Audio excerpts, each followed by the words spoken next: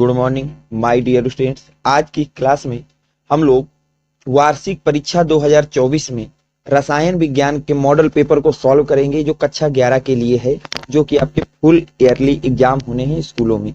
ये जो model paper आपको सॉल्व कराया जा रहा है, इसको अच्छी तरह से सॉल्व कर लीजिए, क्योंकि जितने भी क्वेश्चन आपसे बोर्ड में पूछे जाएंगे स्कूल के एग्जाम में, वो सिर्फ इसी पेपर से सारे के सारे क्वेश्चन होंगे। तो इस क्वेश्चन को जो मैं ये पेपर आपको सॉल्व करा रहा हूँ, इसको अच्छी तरह से सॉल्व करिए। अगर आपको कोई डाउट रहता है तो आप अपना डाउट को कमेंट सेक्शन में लिखेंगे, जिसे हमें जल्द से जल्द सॉल्व करने की पूरी कोशिश करूंगा। पहला क्वेश्चन कह रहा है, जल में हाइड्रोजन और ऑक्सीजन का भारात्मक अनुपात होता है। का भारात्मक अनुपात होता है। तो देखिए इसको कैसे लगाएंगे। जल की बात की है तो जल क्या होता है बेटा, H2O भारात्मक अनुपात का होता है परमाणु भार का अनुपात। तो एक हाइड्रोजन का भार होता है 1, तो 2 है तो 2 का भार हो जाएगा 2, और ऑक्सीजन का होता है बेटा 16। तो ये हो गया। अब जब इनको आप काटेंगे तो कितना आ जाएगा, 1:16। तो H और O का जो अनुपात आया वो कितना आया बेटा, 1:8 आ गया कि नहीं आ गया। तो ऑप्शन नंबर कौन सा बेटा, बी नंबर आपका करेक्ट हो जाएगा। चलते हैं बेटा नेक्स्ट क्वेश्चन पे। नेक्स्ट है Mn+2, जिसका परमाणु क्रमांक दिया है 25। आयन में अयुग्मित इलेक्ट्रॉनों की संख्या, उसमें आपसे पूछा गया है कि अयुग्मित इलेक्ट्रॉनों की संख्या कितनी होगी, ये आपसे पूछा गया है। तो कोई दिक्कत नहीं बेटा, सबसे पहले हम लोग जो दिया है Mn उसको लिख लेंगे। एक मिनट, आपको जो दिया है उसको लिखिए। सबसे पहले आपको दिया है Mn, उसका परमाणु क्रमांक दिया है बेटा 25। सबसे पहले इसका इलेक्ट्रॉनिक विन्यास करिए बेटा, 1s2 2s2 2p6 3s2 3p6 3d5 4s। ये बेटा इसका इलेक्ट्रॉनिक विन्यास हो गया। अब उसने बोला है हमें Mn+2 का निकालना है। किसका निकालना है बेटा, +2। प्लस का मतलब होता है इलेक्ट्रॉन ये चले गए, प्लस का मतलब होता है इतने इलेक्ट्रॉन निकाल दिए गए हैं। तो अगर इलेक्ट्रॉन निकाल दिए गए हैं तो इलेक्ट्रॉन हमेशा बेटा बाहरी सेल से निकालना है। तो बाहरी सेल क्या है बेटा, 4s, और कितने इलेक्ट्रॉन निकालना है, 2। तो ये 4s वाली सेल खत्म हो जाएगी। तो अब आपके पास बचेगा क्या, 1s2 2s2 2p6 3s2 3p6 3d5, ये बचेगा बेटा। अब हमसे पूछा अयुग्मित इलेक्ट्रॉनों की संख्या। अयुग्मित इलेक्ट्रॉनों की संख्या हमसे पूछा गया है बेटा, अयुग्मित इलेक्ट्रॉनों की संख्या। अयुग्मित इलेक्ट्रॉन क्या होते हैं, जो बाहरी सेल है उसका ऑर्बिटल डायग्राम बना लीजिए। तो बाहरी सेल है बेटा 3D, और 3D के पास 5 बॉक्स होते हैं, तो 5 बॉक्स बना लिया। अब हमको इसके पास जो इलेक्ट्रॉन है उसको आप बाहु के हुंड के नियम के अनुसार भरना है। तो 5 है तो पहले सभी कक्षाओं में बेटा एक एक इलेक्ट्रॉन आप लोग फिल कर देंगे। ये 5 इलेक्ट्रॉन हो गए। अयुग्मित इलेक्ट्रॉन होते हैं ऐसे इलेक्ट्रॉन जिनका जोड़ा नहीं बना है, यानी कि जो सिंगल सिंगल है। तो कितने सिंगल है बेटा, 5 के 5 इलेक्ट्रॉन सिंगल है। तो अयुग्मित इलेक्ट्रॉनों की संख्या कितनी हो गई बेटा, हमारे पास 5 हो गई। तो ऑप्शन नंबर सी आपका करेक्ट हो जाएगा। ऑप्शन नंबर कौन सा करेक्ट हो जाएगा बेटा, सी करेक्ट हो जाएगा। अगला आपसे बोला गया है कि सेकेंड ए समूह के तत्व क्या कहलाते हैं। जो सेकेंड ए है आवर्ताडी में, उसको हम लोग उस समूह को क्या कहते हैं, क्षारीय धातुएं, दुर्लभ मृदा धातुएं, क्षारीय मृदा धातुएं या उत्कृष्ट धातुएं। तो याद रखना बेटा, सेकेंड ए समूह के तत्व को हम लोग क्षारीय धातुएं कहते हैं। हम लोग क्या कहते हैं बेटा, क्षारीय मृदा धातुएं, क्षारीय मृदा धातुएं कहते हैं उसको। तो ऑप्शन नंबर आपका सी करेक्ट हो जाएगा। कौन सा करेक्ट हो जाएगा बेटा, सी। अगला क्वेश्चन आपको दिया गया है बेटा, बेंजीन में सिग्मा तथा पाई आबंधों का अनुपात बताना है। बेंजीन में आपको सिग्मा और पाई बंधों का या आबंधों का अनुपात बताना है। तो देखिए बेंजीन क्या होता है, सी सी सी सी सी सी, यच यच यच यच यच यच, ये होता है बेटा बेंजीन। सिग्मा और पाई को गिनिए बेटा। सिग्मा अगर बात की जाए तो सिग्मा इसके पास होते हैं बेटा 12। कितने होते हैं, सिग्मा क्या होता है, हर एटम के बीच में बना हुआ सिंगल बॉन्ड। तो 1 2 3 4 5 6 7 8 9 10 11 12 हो गए। तो सिग्मा हो गए बेटा 12। पाई क्या होता है, अब एक के अलावा जितने भी बॉन्ड बने उनको हम पाई बोलते हैं। तो ये आपका पाई 1 हो गया, पाई 2 और पाई 3। यहाँ 2 2 बॉन्ड बने हैं तो एक तो सिग्मा में जाएगा, बाकी सब पाई में। तो पाई आ गया बेटा 3। तो हमसे पूछा सिग्मा और पाई या बंधों का अनुपात। तो सिग्मा अनुपाते पाई जब हम करेंगे तो हो जाएगा 12:3। तो ये आ जाएगा आपके पास कितना बेटा, 3 से इसको काट देंगे तो 4। तो सिग्मा और पाई का अनुपात कितना आ जाएगा बेटा, 4। तो ऑप्शन नंबर आपका कौन सा हो जाएगा बेटा, घ नंबर आप बी, सॉरी आपका बी ऑप्शन जो है बिल्कुल करेक्ट हो जाएगा। कौन सा ऑप्शन बेटा, बी ऑप्शन आपका जो है वो बिल्कुल करेक्ट हो जाएगा। चलते हैं बेटा नेक्स्ट क्वेश्चन पे। नेक्स्ट क्वेश्चन आपसे कह रहा है, उसको ध्यान से पढ़िए। बोला जा रहा है CH2Cl2 CH2Cl2 में कार्बन की ऑक्सीकरण संख्या है। ओके, जो आपको दिया गया है उसको ध्यान से पढ़िए। CH2Cl2, तो ये दिया गया है बेटा CH2Cl2 में कार्बन की ऑक्सीकरण संख्या पूछा, तो जिसकी पूछे उसको यक्स मान लेना है। तो माना कार्बन की ऑक्सीकरण संख्या, कार्बन की ऑक्सीकरण संख्या यक्स है। कितनी बेटा, यक्स। हाइड्रोजन की हमें याद होना चाहिए, हाइड्रोजन की ऑक्सीकरण संख्या होती है बेटा +1। क्लोरीन की ऑक्सीकरण संख्या होती है बेटा -1। ये हमने लिख दिया। अब रूल क्या कहता है, कितने हैं गुणे 1 का कितना, इस रूल से आपको ऑक्सीकरण निकालना होता है। तो कार्बन कितने बेटा, 1, और 1 कार्बन की ऑक्सीकरण संख्या कितनी बेटा, यक्स। अगले एटम की बात करने के लिए आप यहाँ प्लस का चिन्ह लगाएंगे। किसका चिन्ह लगाएंगे बेटा, प्लस का लगा देंगे। अब हाइड्रोजन कितने हैं, 2, और 1 हाइड्रोजन की ऑक्सीकरण संख्या है +1। अगले एटम की बात करने के लिए फिर प्लस लगाएंगे। क्लोरीन है 2, और 1 क्लोरीन की ऑक्सीकरण संख्या है बेटा -1। बराबर इसके ऊपर कितना आवेश है, कोई आवेश नहीं, तो शून्य कर देंगे। 1 को यक्स से मल्टीप्लाई करेंगे तो यक्स आएगा। 2 को +1 से मल्टीप्लाई करेंगे बेटा 2 आएगा। 2 को -1 से मल्टीप्लाई करेंगे तो -2 आएगा, इक्वल टू 0। 2 से 2 आपका ढड़ाम हो जाएगा, तो यक्स इक्वल टू कितना आ जाएगा बेटा, 0 आ जाएगा। यक्स इक्वल टू कितना आ जाएगा बेटा, 0 आ जाएगा। तो आपका ऑप्शन नंबर सी आपका करेक्ट हो जाएगा। कौन सा ऑप्शन सही हो जाएगा बेटा, सी ऑप्शन आपका जो है वो करेक्ट हो जाएगा कि जो कार्बन है उसकी ऑक्सीकरण संख्या कितनी आ गई, 0, क्योंकि हमने यक्स माना था और यक्स का मान कितना है, 0 है। अगला बेटा बोला गया है, मुक्त मूलक का लक्षण नहीं होता है विद्युत उदासीनता, अयुग्मित इलेक्ट्रॉनों की उपस्थिति, अनुचुंबकीय गुण, हाइड्रोलिटिक विदलन से बनना। ध्यान रखना, मुक्त मूलक विद्युत उदासीनता को प्रदर्शित नहीं करते हैं। किसको प्रदर्शित नहीं करते बेटा, विद्युत उदासीनता को प्रदर्शित नहीं करते। तो ऑप्शन नंबर ए आपका करेक्ट हो जाएगा। ऑप्शन नंबर ए आपका क्या हो जाएगा बेटा, करेक्ट हो जाएगा। ये तो आपके बहुविकल्पी थे जो बहुत ही ज्यादा इंपॉर्टेंट थे, मैंने आपको करा दिए। अब हम देखते हैं बेटा लघु उत्तरी प्रश्नों को, जो वहां 2-2 नंबर के आपसे पूछे जाएंगे, उनमें कौन कौन से हैं जो आपको तैयार करना है। ये पेपर बहुत ही ज्यादा इंपॉर्टेंट है और मैंने अच्छी तरह से इसको पूरी किताब का एनालिसिस करके आपके लिए इस पेपर को तैयार किया है। आप केवल इस पेपर को सॉल्व कर लीजिए, इससे बाहर कोई भी क्वेश्चन आपके बोर्ड के एग्जाम में, होम एग्जाम में नहीं पूछा जाएगा। आप इस बात को बिल्कुल श्योर कर लीजिए और अच्छी तरह से इस पेपर को पढ़ लीजिए आप। अगला क्वेश्चन बेटा बोला जा रहा है कि 10 ग्राम हीलियम में परमाणुओं की संख्या ज्ञात कीजिए। कि 10 ग्राम जो हीलियम है उसमें परमाणुओं की संख्या ज्ञात करना है। ये 2 मार्क्स का क्वेश्चन है। देखिए अब इसको कैसे करेंगे, ध्यान से समझिए बेटा। 10 ग्राम में निकालना है तो सबसे पहले तो हीलियम का द्रव्यमान दिया है। ग्राम का मतलब होता है बेटा द्रव्यमान। तो हीलियम का हमको क्या दिया है बेटा, द्रव्यमान। वो भी कितना दिया है बेटा, 10 ग्राम। हीलियम का अणुभार हमको याद होना चाहिए। हीलियम का परमाणु भार या अणुभार एक ही बात होती है, परमाणु भार हमें याद होना चाहिए। परमाणु भार होता है बेटा 4 ग्राम पर मोल। परमाणु भार कितना होता है बेटा, 4 ग्राम पर मोल। यहां तक आपको कोई दिक्कत नहीं है। अब हम निकाल लेंगे पहले बेटा मोलों की संख्या। किसकी संख्या बेटा, हीलियम के मोल। तो मोल का फार्मूला कहता है कि जिसका निकालना हो उसका द्रव्यमान ग्राम में बटे उसका अणुभार। तो किसके निकालना बेटा, हीलियम का। तो ऊपर हो जाएगा हीलियम का द्रव्यमान, हीलियम का द्रव्यमान, तो भी किसमें बेटा, ग्राम में। हीलियम का द्रव्यमान ग्राम में, और नीचे उसी का होता है अणुभार या परमाणु भार। तो हीलियम का परमाणु भार, परमाणु भार वो भी बेटा ग्राम पर मोल में, ग्राम पर मोल में। यहां तो कोई दिक्कत नहीं, वैल्यू उठा के रख दीजिए बेटा। तो हीलियम है आपके पास 10 ग्राम और परमाणु भार है 4। तो जब 10 को 4 से काटोगे तो 5/2 ये आ जाएगा 2.5। तो हीलियम के मोल आपके पास आ गए बेटा 2.5। हीलियम के मोल कितने आ गए, 2.5 आ गए आपके पास। हमसे मोल नहीं पूछा, हमसे बेटा क्वेश्चन में पूछा गया है हीलियम के परमाणुओं की संख्या।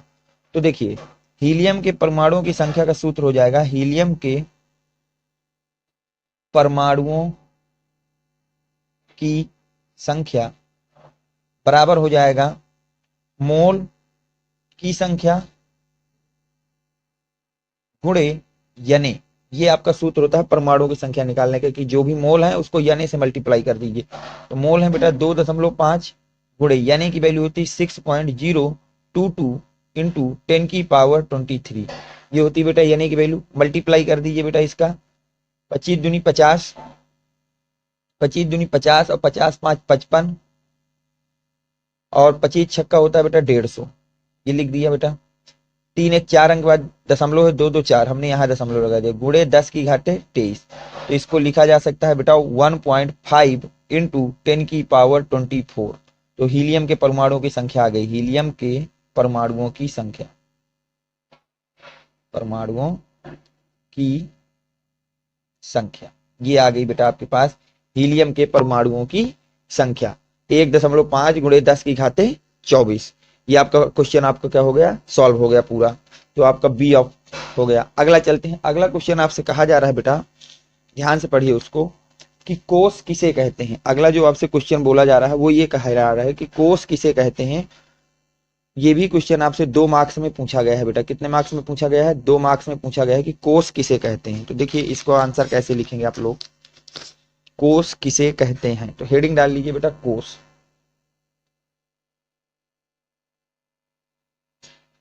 लिखिए कोष क्या होता है बेटा, किसी भी नाभिक के चारों ओर का वह वृत्ताकार पाथ जिस पर इलेक्ट्रॉन घूमते हैं उसे हम कोष कहते हैं। किसी नाभिक के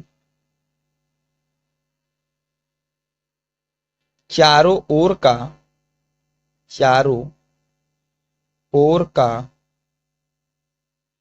वह वृत्ताकार पाथ, वह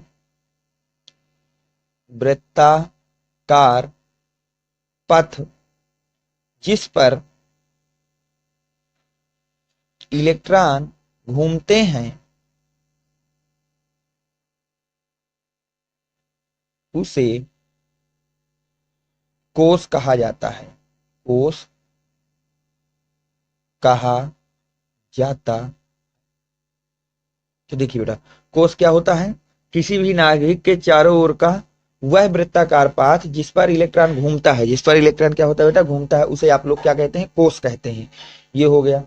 नेक्स्ट क्वेश्चन देखिए आपसे क्या बोला जा रहा है, इतना लिख देंगे आपको 2 मार्क्स मिल जाएंगे। फिर आपसे पूछा जा रहा है बेटा मेंडलीफ की मूल आवर्त सारणी की 2 कमियां लिखिए। मेंडलीफ की मूल आवर्त सारणी की आपको 2 कमियां लिखनी है। तो देखिए इसका आंसर आप कैसे लिखेंगे,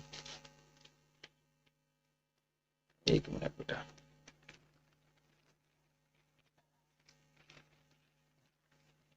अगला क्वेश्चन है आपके पास, मेंडलीफ की मूल आवर्त सारणी की 2 कमियां लिखना है आपको। तो हेडिंग पड़ेगी बेटा आपकी मेंडलीफ की आवर्त सारणी की कमियां।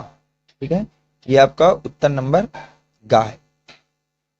हेडिंग हम लोग डालेंगे मेंडलीफ की आवर्त सारणी की कमियां। हेडिंग क्या पड़ेगी बेटा, मेंडलीफ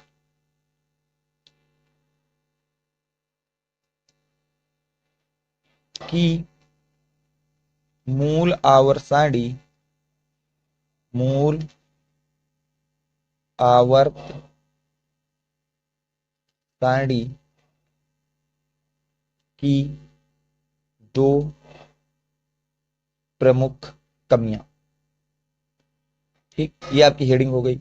अब वो कमियां कौन कौन सी है, कमी नंबर 1 की अगर हम बात करें तो हाइड्रोजन को जो स्थान है वो निश्चित नहीं था, जो हाइड्रोजन था उसको कोई निश्चित स्थान नहीं दिया गया था। तो पहली कमी ये हो जाएगी बेटा कि हाइड्रोजन को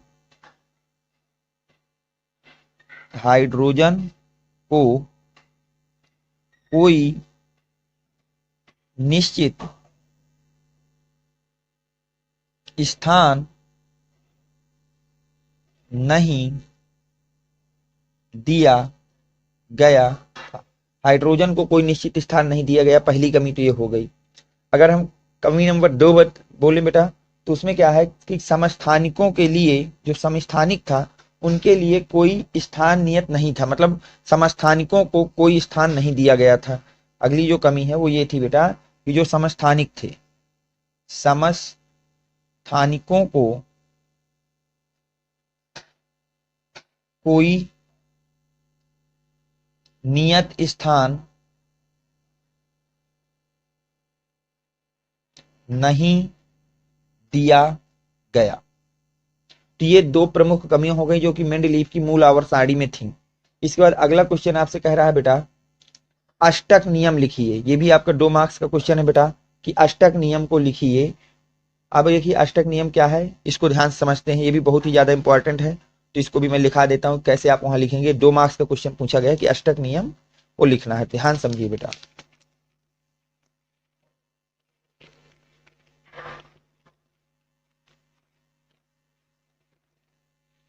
अब हम लिखते हैं क्वेश्चन नंबर कौन सा है बेटा, गा है, घा नंबर। अष्टक नियम, अष्टक नियम देखिए बेटा अष्टक नियम क्या कहता है, ये इसको आप किस तरह से लिखेंगे। अष्टक नियम आपका ये कहता है कि इस नियम के अनुसार, इस नियम के अनुसार किसी भी परमाणु के, किसी भी परमाणु के बाहरी कक्षा में 8 इलेक्ट्रॉन, 8 इलेक्ट्रॉन होने चाहिए, होने चाहिए। किसी भी परमाणु की बाहरी कक्षा में कितने होने चाहिए बेटा, 8 इलेक्ट्रॉन होने चाहिए। यदि किसी परमाणु के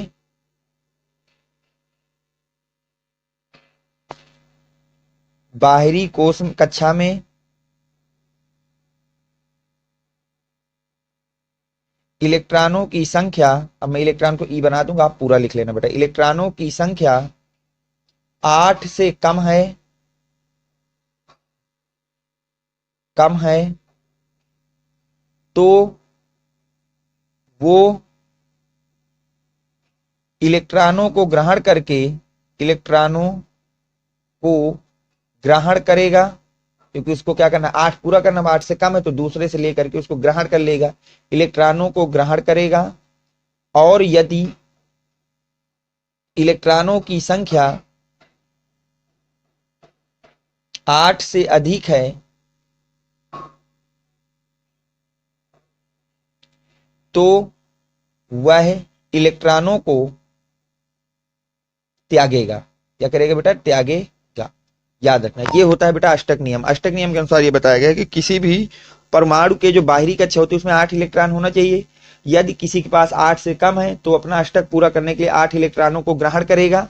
8 इलेक्ट्रॉनों को क्या करेगा बेटा, वो कम है तो जितने कम होंगे उतने इलेक्ट्रॉन ग्रहण करेगा। लेकिन अगर किसी के पास इलेक्ट्रॉनों की संख्या बाहरी कक्षा में 8 से ज्यादा है तो जितने ज्यादा इलेक्ट्रॉन होंगे उनको त्याग देगा, उनको क्या कर देगा बेटा, त्याग देगा। ये हो गया। अगला क्वेश्चन आपसे बोला जा रहा है 2 मार्क्स का, वो भी है, वो है बेटा आपके पास कि मुक्त मूलक किसे कहते हैं। ये भी आपका 2 नंबर क्वेश्चन है कि मुक्त मूलक किसे कहते हैं। अब देखिए मुक्त मूलक किसे कहते हैं, इसकी बात करते हैं। इसका भी मैं आंसर आपको लिख देता हूं, बहुत ही ज्यादा इंपॉर्टेंट क्वेश्चन है बेटा ये भी, कि मुक्त मूलक किसे कहते हैं। ध्यान से देखिए बेटा, हेडिंग डालिए मुक्त मूलक। ये तीसरे का नंबर है बेटा, तीसरे का। ये भी 2 मार्क्स का है, मुक्त मूलक। आइए बेटा मुक्त मूलक की बात कर लेते हैं। मुक्त मूलक क्या होता है, मुक्त मूलक की खोज सबसे पहले आपको ये पता होना चाहिए कि इसकी खोज किसने की।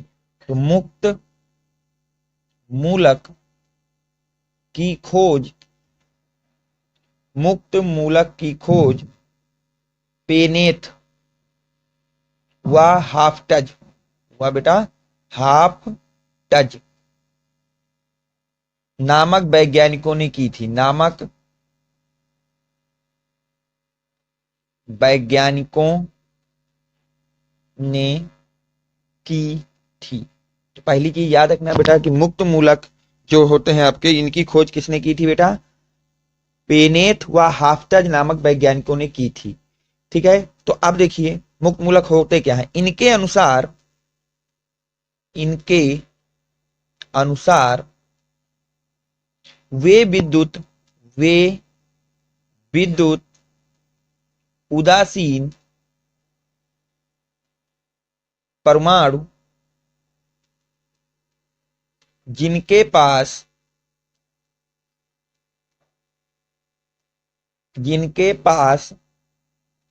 एक अयुग्मित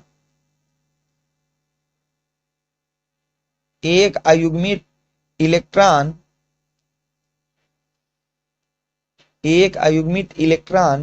होता है मुक्त मूलक कहलाते हैं।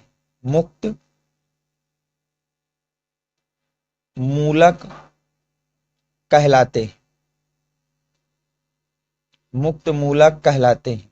ठीक बेटा, तो परमाणु जिनके पास क्या बोला गया है कि मुक्त मूलक की खोज पेनेथ व हाफ्टज नामक वैज्ञानिक ने की थी, और इनके अनुसार मूलक क्या होते बेटा, ये वे विद्युत उदासीन परमाणु होते हैं जिनके पास एक अयुग्मित इलेक्ट्रॉन होता है, तो उसे हम मुक्त मूलक कहते हैं। ठीक है, इस अयुग्मित इलेक्ट्रॉन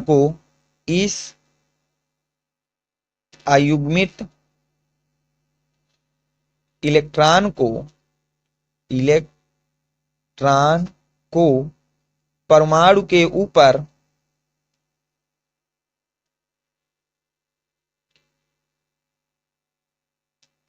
एक बिंदु लगाकर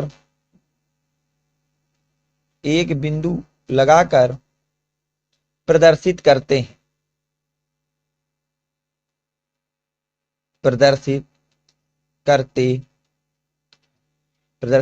हैं। एग्जाम्पल के लिए उदाहरण की बात करें, जैसे Cl, हाइड्रोजन आदि। ये आपका क्वेश्चन का प्रॉपर आंसर हो गया। ठीक है, चलते हैं बेटा नेक्स्ट क्वेश्चन पे। नेक्स्ट क्वेश्चन आपसे कह रहा है कि HNO3 जो आपके पास नाइट्रिक अम्ल होता है, इसका नाम क्या होता है बेटा, नाइट्रिक अम्ल, में नाइट्रोजन की ऑक्सीकरण संख्या ज्ञात कीजिए। बोला ये जा रहा है कि HNO3 जो कि आपका क्या है बेटा, नाइट्रोजन है, उसमें ऑक्सीकरण संख्या आपको ज्ञात करना है। तो देखिए इस सवाल को कैसे कहेंगे, तीसरा का खा नंबर है, इसको ध्यान से समझिए बेटा। तीसरे का खा नंबर, सबसे पहले जो दिया उसका नाम आप याद रखिए बेटा, बहुत ही ज्यादा इंपॉर्टेंट है। नाम नहीं याद होते बच्चों को, मैं लिख देता हूं बेटा। HNO3 का नाम होता है नाइट्रिक अम्ल। HNO3 का नाम क्या होता है बेटा, नाइट्रिक अम्ल। इसको हम लोग नाइट्रिक अम्ल के नाम से जानते हैं। ये क्या है बेटा, नाइट्रिक अम्ल है। तो क्या बोलते हैं बेटा, नाइट्रिक अम्ल बोलते हैं। अब देखिए ऑक्सीकरण संख्या निकालनी है यन की, मैंने बताया जिसकी निकालना हो उसको यक्स मानिए। तो माना नाइट्रोजन की ऑक्सीकरण संख्या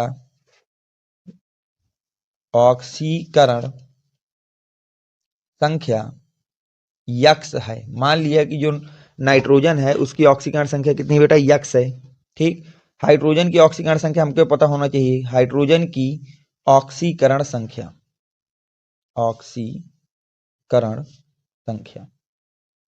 वो होती है बेटा +1। ऑक्सीजन की ऑक्सीकरण संख्या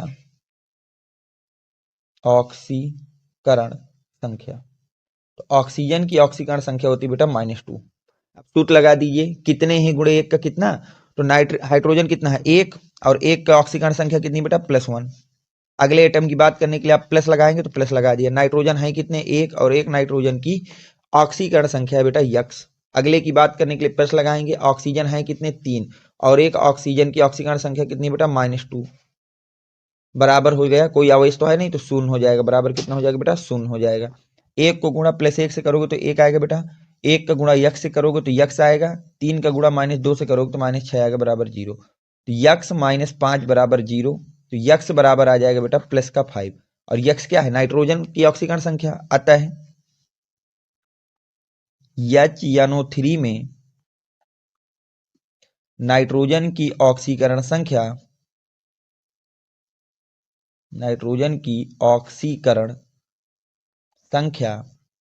+5 होगी। ये हो गया। ठीक बेटा, चलते हैं नेक्स्ट क्वेश्चन पे। अगला क्वेश्चन आपसे क्या कर रहा है उसको ध्यान से देखिए।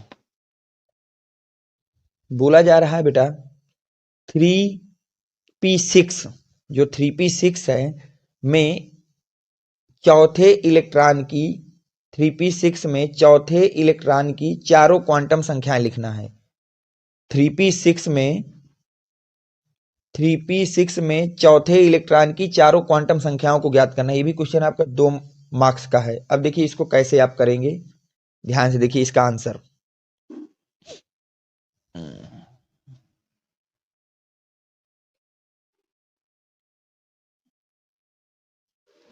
3p6 है, एक मिनट बेटा। ये है।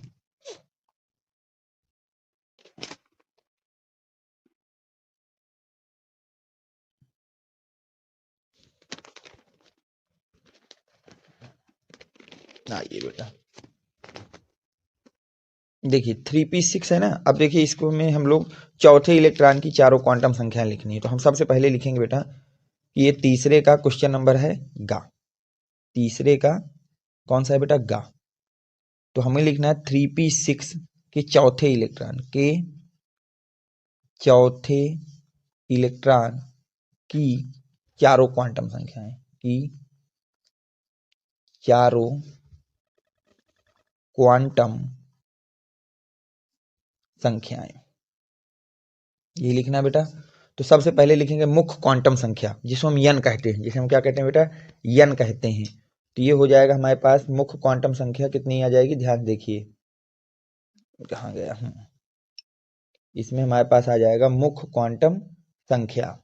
सबसे पहले निकलेगा बेटा मुख्य क्वांटम संख्या, जिसको हम यन से दिखाते हैं। यन क्या होता है बेटा, जो आपका किसी भी उपकोष के पहले नंबर लिखा हो। तो ये हो जाएगा बेटा 3। ये कितना हो जाएगा भैया, हमारे पास 3 हो जाएगा। यहां तक आपको कोई दिक्कत नहीं होगी मेरे हिसाब से। मुख्य क्वांटम संख्या हो गई। इसके बाद हम लिखेंगे बेटा द्विगांशी क्वांटम संख्या। द्विगांशी क्वांटम संख्या, क्वांटम संख्या इसको बेटा यल से दिखाते हैं। ये क्या होता है, इसका मान फिक्स होता है। अगर आपके पास बेटा देखो यस उपकोष है, कौन सा उपकोष है बेटा, यस है, तो इसके लिए यल का मान होता है 0, पी है तो 1, डी है तो 2 और यफ है तो 3। तो देखिए उपकोष क्या है, पी, तो एल का मान कितना हो जाएगा 1। ये हो गया बेटा यल का मान। अब हमको लिखना है चुंबकीय क्वांटम संख्या। अगर हमको इसकी लिखना हो बेटा कौन सी बेटा, चुंबकीय क्वांटम संख्या। इनको याद रखना, आगे आ जाइए बेटा चुंबकीय क्वांटम संख्या। चुंबकीय क्वांटम संख्या अगर आपको लिखनी हो बेटा चुंबकीय क्वांटम संख्या, तो इसको हम लोग बेटा यम से दिखाते हैं। किससे दिखाते हैं, यम से। और इसका मान होता है बेटा माइनस यल से लेकर के प्लस यल तक। ठीक है, तो अब देखिए माइनस यल से लेकर के प्लस यल तक, तो यल कितना आया है +1, वो यल आया है 1, तो ये हो जाएगा -1, 0 और 1। ये हो गया, ये हो गया यहाँ तक। तो अब इसके बाद हम चलते हैं आगे। चौथे इलेक्ट्रॉन के लिए हमसे क्या पूछा, आगे चलिए। तो चौथे इलेक्ट्रॉन के लिए तो इसका तो हमको पहले ऑर्बिटल डायग्राम देखना पड़ेगा। तो यम का मान हो जाएगा 1 2 3 4। तो चौथे इलेक्ट्रॉन के लिए यम का मान हो जाएगा बेटा -1। कितना हो जाएगा भैया, -1 हो जाएगा। ठीक, आगे आइए। अब लास्ट हमको लिखना है चक्रण क्वांटम संख्या। लास्ट हमको क्या लिखना है बेटा, चक्रण क्वांटम संख्या। ध्यान से समझिए बेटा, चक्रण क्वांटम संख्या। चक्रण क्वांटम संख्या जिसको हम यस से दिखाते हैं। ये हो गया, ये हो गया बेटा। इस सेल का मान होता है -1, इसका मान होता है बेटा 0 और इस सेल का मान होता है +1। तो चौथे इलेक्ट्रॉन को ध्यान रखना, पहले तो हुंड के अनुसार सभी में एक एक इलेक्ट्रॉन जाएंगे। 6 इलेक्ट्रॉन है तो एक इलेक्ट्रॉन, 3 इलेक्ट्रॉन हो, चौथा इलेक्ट्रॉन आएगा यहाँ पे। यहाँ पे आ गया तो यम का मान इसलिए -1। और ये आया कहाँ है, नीचे की तरफ।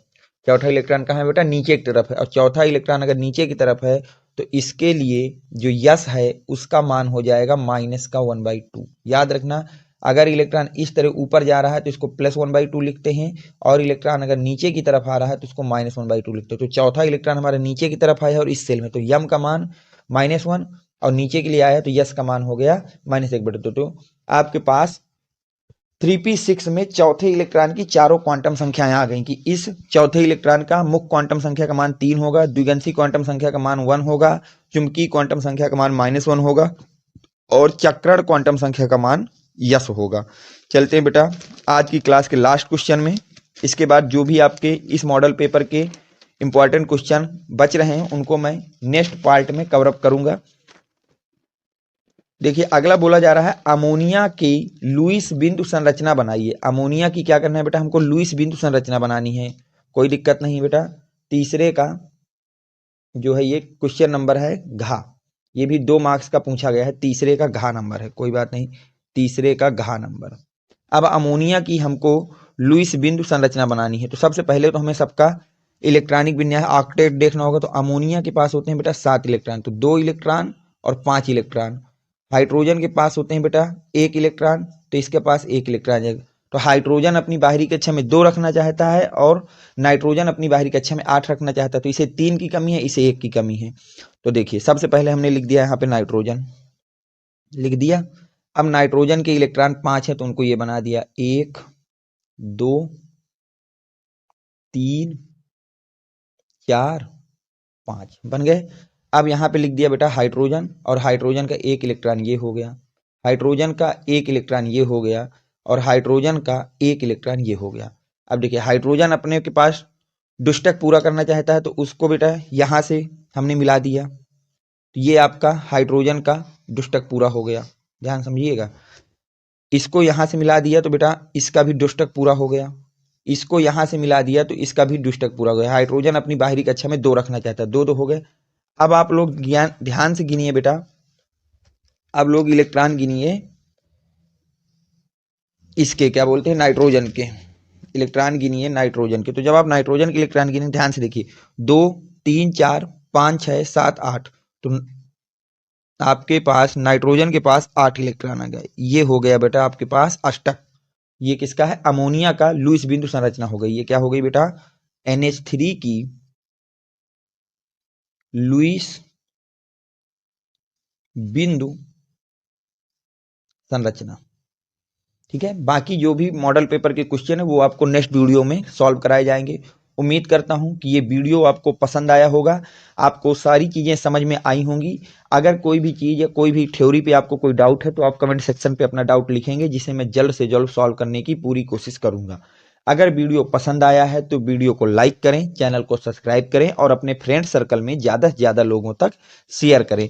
Thanks for watching, next video coming soon.